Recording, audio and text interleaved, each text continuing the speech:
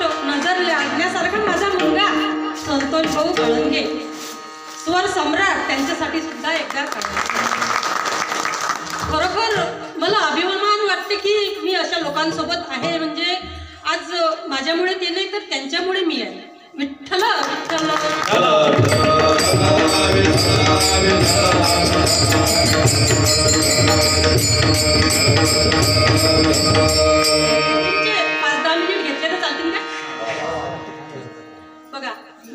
संस्काराबद्दल सांगत होती की आपलं घरच नंदनवन बनू शकते जर आपण मनात आणलं. आपलं गावच खेळवणे शहर बनू शकते. आणि संस्कार हे घरातून दिले जातात, शिक्षण हे बाहेरून घेतले जाते. आणि संस्कार हे फुकाचे असतात आणि शिक्षण हे विकताच असते. पण संस्कार शिक्षणापेक्षा अधिक महत्वाचे असतात. तर आपल्याला असं वाटते की पुढे म्हातारपणी आपली चांगली व्यवस्था झाली पाहिजे, आपले मुलं आपल्या काठीचा आधार बनले पाहिजे. म्हणून आई वडिलांनी कसं वागावं हे तर सांगितलंच मी की आपला वारसा आपण ज्या वारसा देतो, भक्ती करतो, तसं आपल्या मुलांनी सुद्धा करायला पाहिजे. तशी आपली वागणूक असली तर आपली मुलं तर वागतातच. नाहीतर भविष्यात एक उदाहरण सांगते म्हणजे तुमच्या लक्षात येईल की मुलं कसे होतात. शिक्षणही पाहिजे आणि संस्कारी पाहिजे. एका गावात गेलो आम्ही, त्या ठिकाणी लग्न सराईचा टाइम चालू होता. काकाजी सांगायला लागले म्हणत की ताई मुलाचं लग्नच जुळत नाही. म्हटलं का? गोष्ट सांगायला लागले म्हणजे मुलगा मॅट्रिक नापास आहे आणि आजकाल मुली भरपूर शिकलेल्या असतात. आता म्हणे मुलाला सांगितलं की बाबा रे तू असं कर, उद्या तुला पाहुणे पाहायला येणार आहे. आता ते आले की हा संबंध पक्काच व्हायला पाहिजे.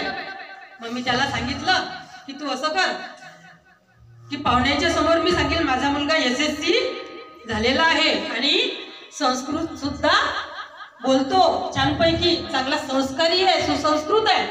मग तेवढ्यात तरी तुझा संबंध पक्का होईल. ठीक आहे म्हणे बाबा. मुलाला माहिती नव्हतं संस्कृत कसं बोलायचं. म्हणे बाबा पण वेळेवर फजिती होईल. अरे नाही म्हणे, सोपा आहे. फक्त प्रत्येक शब्दाच्या शेवटी अनुस्वार द्यायचा. काय म्हणायचं? आपण संस्कृत मध्ये अनुस्वार देऊन म्हणतात ना. म्हणजे मी तुला बेटा नाही म्हणणार, बेटम म्हणेन, तुम्हाला बापम म्हणायचं. ठीक आहे म्हणे. दुसऱ्या दिवशी मुलगा शेतात गेला. आता शेतकऱ्याचा मुलगा होता, शेतात गेला. गाळं भरून चांगला कुठल्याचा भर आणला. उन्हाळ्याचे दिवस होते. तेवढ्यात पाहुणे आले. पाहुण्याला हातपाय धुवायला पाणी दिलं. आता पाहुणे हातपाय धुवून राहिले तेवढ्यात मुलगा आला. ते बैलाच्या खांद्यावरचं जू सोडलं. आता तुम्हाला तर सगळंच माहित आहे जू कशाला म्हणतात. ते वेस्टर्न असते दोराचं, त्याला हेठण म्हणतात. सोडलं. आता वडील म्हणतात बघा माझा मुलगा खूप सुसंस्कारी आहे.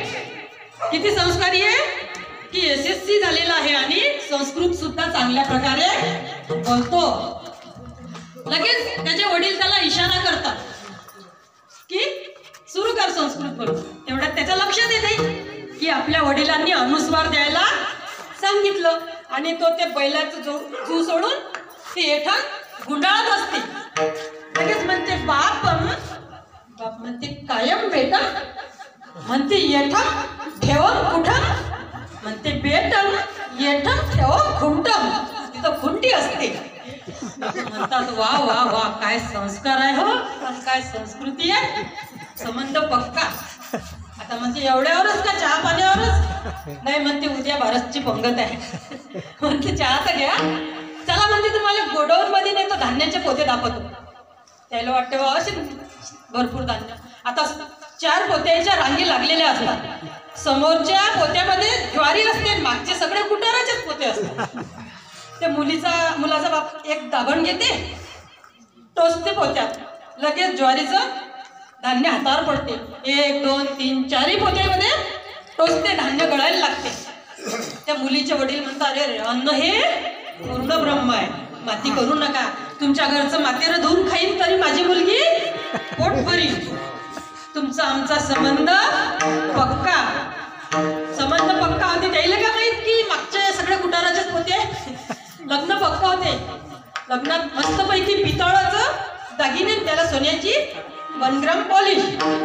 आता लग्न होते काही दिवसांना ते म्हणतात ना नकली ते नकली, त्याची पॉलिश निघून जाते. आता सोनं जुनही झालं तरी त्याची किंमत दुप्पट होते. पण नकली असते ते भंगार, म्हणजे त्याची पॉलिश गेली की त्याचं भंगारमध्येच फेकले जाते. आता तिच्या सोन्याची पॉलिश निघून जाते. शेवटी त्यानं काही काम सांगलं की ते बाई म्हणते बोलायचं काम नाही, तुमचं पितळ उघडं पडलं.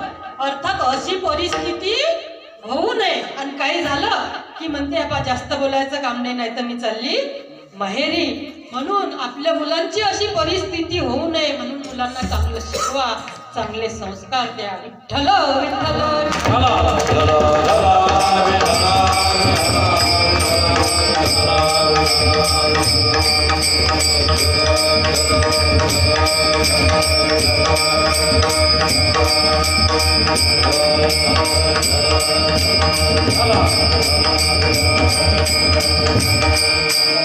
बघा, तुमच्या गावात येऊन खूप बरं वाटलं, खूप आदर मिळाला. लहानचं गाव आहे पण खरोखर आनंद वाटला की दर महिन्याला बारस असते आणि एकादशीचं कीर्तनही असते. भगवंत तुम्हाला अशीच प्रेरणा देव आणि तुमच्या मुलांवर सुद्धा असेच संस्कार पडो आणि तुमच्या गावाचं शहर हो. आणि बघा, दरवर्षीप्रमाणे असेच सप्ते म्हणजे कार्यक्रम तुमच्या गावात चालू राहो आणि सर्वांना सुख समृद्धी लाभो आणि चांगलं आरोग्य लागो आणि धनसंपत्ती प्राप्त हो. गण गण गणात गोते, गण गण गणात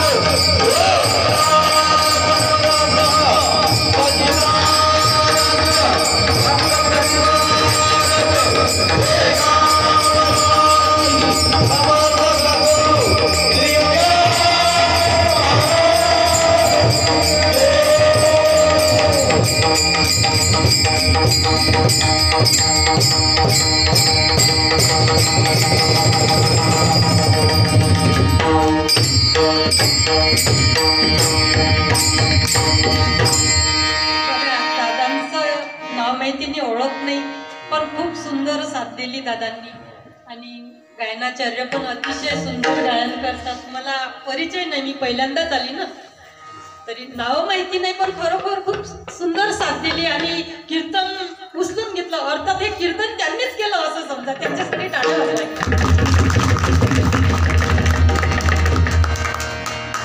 तर बघा, हरीश दादा माझा मुलाचा मित्र आहे, त्याच्यामुळे दादाचं आमंत्रण मागच्या वर्षी होतं, पण माझे धीर वारले त्यामुळे नायसी महाराज म्हणजे आमच्या भाचीचं त्यांना पाठवलं होतं.